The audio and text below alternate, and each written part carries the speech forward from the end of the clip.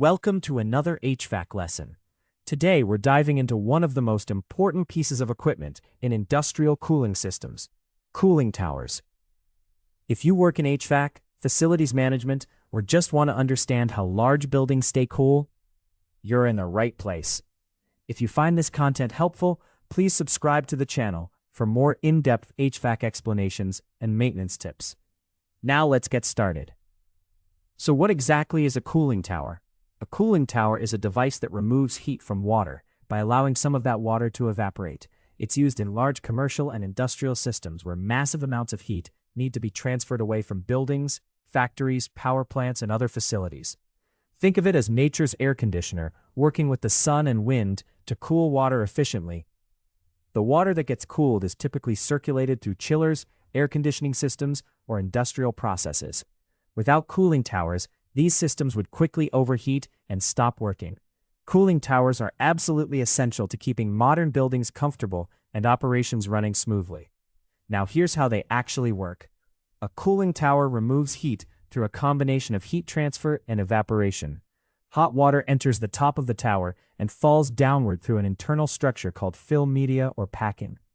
As the water falls, it comes into contact with air that's moving upward through the tower. This contact between warm water and cooler air allows heat to transfer from the water to the air. But here's the really clever part. Some of the water actually evaporates during this process. When water evaporates, it requires a huge amount of energy, and that energy comes from the remaining water, cooling it down significantly. This combination of direct heat transfer and evaporative cooling is incredibly efficient. The cooled water then collects at the bottom of the tower in a basin before being recirculated back through the system. The warm air and water vapor rise up and out of the tower through the top. This whole process happens continuously, removing massive amounts of heat from your system. Let's talk about the main components that make a cooling tower work. First, you've got the basin at the bottom. This is a large pool or tank that collects the cooled water. It's essential for storing and distributing the water throughout the system. Above the basin sits the film media or packing material. This is where most of the cooling action happens. Water cascades down through this material, creating a large surface area for heat exchange with the air. The fill can be made from various materials like plastic or wood, and its design is critical for efficiency. Next, we have the drift eliminators. These are mesh screens located near the top of the tower that remove water droplets from the airstream before it exits. Without drift eliminators, you'd lose water to evaporation into the atmosphere. The air inlet is typically located on the sides of the tower. Air is drawn in horizontally and upward through the film media. The fan is located at the top of the tower, and it pulls air upward, accelerating the cooling process. This fan can be powered by a motor and can be sized to handle various cooling loads. The distribution system at the top of the tower ensures that hot water gets spread evenly across the entire film media.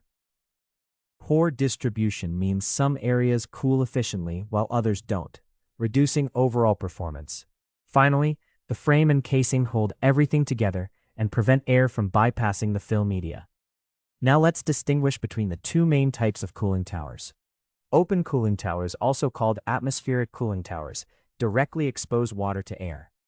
The water falls through the film media and comes into contact with ambient air. These towers are very efficient because they use evaporative cooling directly. However, they have some drawbacks. The water can get contaminated with dust, pollen, and other airborne particles. Algae and bacteria can grow in the basin if not properly maintained. Open towers also lose more water to evaporation, so they require more frequent water treatment and chemical balancing. In contrast, closed cooling towers use a heat exchanger to separate the water being cooled from the ambient air. Hot water from your system passes through tubes, and air circulates around these tubes. The water stays completely enclosed, so it won't pick up contaminants. This makes closed towers ideal for sensitive systems or where water quality is critical. The downside is that closed towers are less efficient and more expensive than open towers. They also require more maintenance because the heat exchanger surfaces can become fouled. Most large industrial and commercial facilities use open cooling towers because of their superior cooling efficiency and lower operating costs. Now, how do cooling towers work together with chillers? A chiller is a refrigeration machine that cools water for air conditioning systems. In a typical setup, A chiller cools water down to around 45 degrees Fahrenheit. This cold water circulates through building cooling coils, absorbing heat from the conditioned space.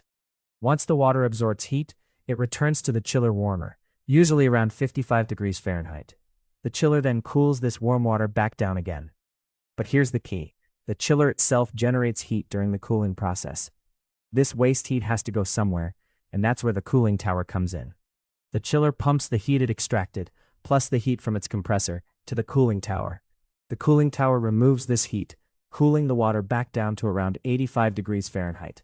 This cooled water returns to the chiller, and the cycle continues. Without a cooling tower, a chiller would overheat and shut down. The cooling tower is absolutely essential for chiller operation in any substantial system. Most modern HVAC systems are designed with both chillers and cooling towers working together in this continuous cycle. Like this video if you're finding these explanations clear and useful. Understanding this relationship is crucial for anyone working with industrial cooling. Let's address some common problems that cooling towers experience. One major issue is Legionella bacteria growth. Legionella thrives in warm water between 90 and 110 degrees Fahrenheit. If a cooling tower isn't properly treated and maintained, Legionella can multiply rapidly and become a serious health hazard when aerosolized water droplets are inhaled.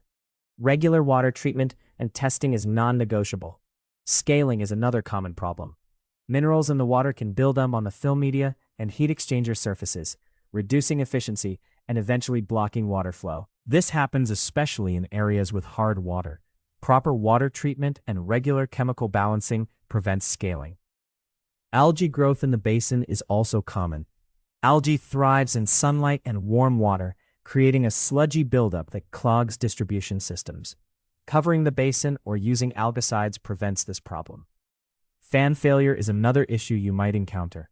If the fan motor burns out or bearings fail, airflow stops and cooling capacity drops dramatically.